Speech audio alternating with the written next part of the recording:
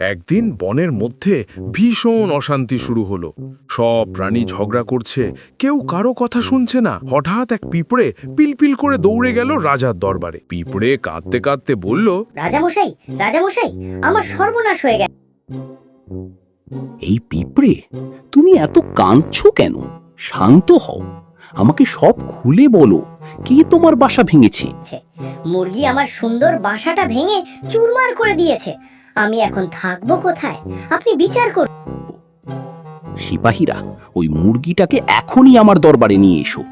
আমি নিজে শুনতে চাই সে কেন পিঁপড়ের বাসা ভেঙেছে। সিপাহীরা দৌড়ে গিয়ে মুরগিকে ধরে নিয়ে এলো।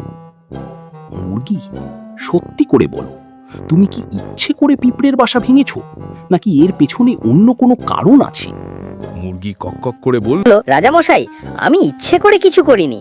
সাপ আমার ডিমগুলো ভেঙে ফেলেছে। আমি রাগে আর দুঃখে দৌড়াতে গিয়ে পিঁপড়ের বাসা ভেঙে ফেলেছি। আগে সাপের বিচার করুন। সিপাহীরা, এবার সেই সাপকে ধরে নিয়ে এসো।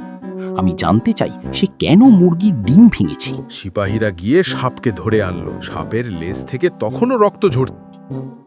সাপ, তোমার লেজে তো রক্ত দেখা যাচ্ছে। আমাকে বলো, কি ঘটেছিল? কেন তুমি মুরগির ডিম ভেঙে দিলে? সাপ কাতর গলায় বলল, রাজামশাই, আমার দোষ নেই। হরিণ তার শক্ত খুর দিয়ে আমার লেজে এমন আঘাত করেছে যে আমি ব্যথায় ছটফট করতে লাগলাম। আমি পালাতে গিয়ে ভুলে মুরগির ডিম ভেঙে ফেলেছি। হরিণের বিচার করুন। সিপাহীরা, হরিণকে ধরে আমার সামনে নিয়ে এসো। আজ আমি পুরো ঘটনার সত্য জানতে চাই। নিয়ে এসো। হরিণকে ধরে আনা হলো। হরিণ, তুমি কি সত্যি সাপের লেজে পা দিয়েছিলে? না দেখে এমন কাজ করলে কেন?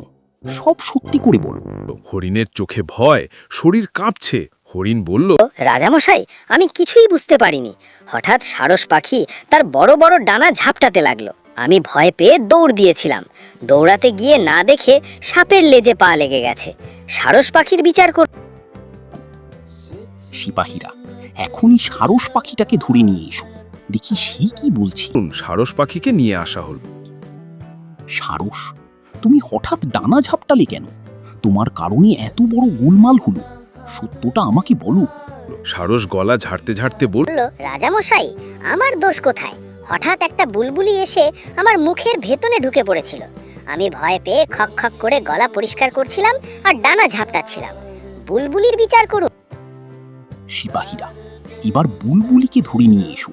আমি জানতে চাই সে কেন সারসের মুখে ঢুকে পড়েছিল। বুলবুলিকে আনা হলো দরবার। বুলবুলি, তুমি সারসের মুখে ঢুকেছিলে কেন? তুমি কি ভয় পেয়েছিলে? সব ঘটনা খুলে বলো। রাজামশাই, আগে আমার কথা শুনুন। আমি ব্যাঙের মুখে শুনেছিলাম যে আজ রাতে ভয়ানক ঝড় হবে। আমি বাঁচার জন্য একটা নিরাপদ জায়গা খুঁজছিলাম। অন্ধকারে সারসের মুখকে গর্ত মনে করে ঢুকে পড়েছিলাম। কিন্তু পরে বুঝলাম ঝড় তো হলোই না। ব্যাঙ মিথ্যে ভয় দেখিয়েছে। ব্যাঙের বিচার। সিপাহীরা, এখনই সেই ব্যাঙটাকে খুঁজে বের করো। আমি শুনেছি এই গোলমালের শুরু তার থেকেই হয়েছে। রাজার সিপাহীরা ব্যাঙকে ধরতে গেল। ব্যাঙ গাছের নিচের গর্তে লুকিয়েছিল, কিন্তু তার ঠ্যাং বাইরে দেখা যাচ্ছিল। সিপাহীরা বলল, এই তো ধরা পড়েছে। তারা ব্যাঙের ঠ্যাং ধরে টান দিল। হেইয়ো হেইয়ো, চ্যাংদোলা করে ব্যাঙকে রাজার সামনে নিয়ে এলো। রাজা, ব্যাঙ, তুমি কি সত্যিই বলেছিলে যে রাতে ভয়ানক ঝড় হবে? তুমি কি নিশ্চিত ছিলে, নাকি তুমি শুধু গুজব শুনে তা ছড়িয়ে দিয়েছো? ব্যাঙ ঘ্যাং ঘ্যাং করে বলল, রাজামশাই, আমি শহরে বেড়াতে গিয়েছিলাম। চায়ের দোকানে লোকেরা বলছিল আজ রাতে ঝড় হবে। আমি সেই কথাই বুলবুলিকে বলে। ব্যাঙ, শহরের গুজব এনে তুমি পুরো বনে ভয় ছড়িয়ে দিয়েছো। তোমার জন্য একের পর এক সমস্যা তৈরি হয়েছে। এটা বড় অপরাধ। ব্যাঙ, গুজব ছড়ানো বড় অন্যায়। যে মিথ্যা খবর ছড়ায় সে পুরো সমাজের শান্তি নষ্ট করে। সিপাহীরা, ব্যাঙকে শাস্তি দাও, যাতে আর কেউ কখনো মিথ্যা গুজব ছড়াতে সাহস না করে। রাজার আদেশে সিপাহীরা ব্যাঙকে কাঁঠাল গাছের তলায় নিয়ে গেল। তারা লাঠি মারতে লাগলো, কিন্তু লাঠি বারবার গিয়ে লাগলো কাঁঠাল গাছের ডালে। সেখান থেকে কাঁঠালের কষ গড়িয়ে পড়ল ব্যাঙের গায়ে। সেই কষ শুকিয়ে গিয়ে ব্যাঙের গায়ে দাগ হয়ে রইল। তারপর থেকেই ব্যাঙের গায়ে দাগ দেখা যায়।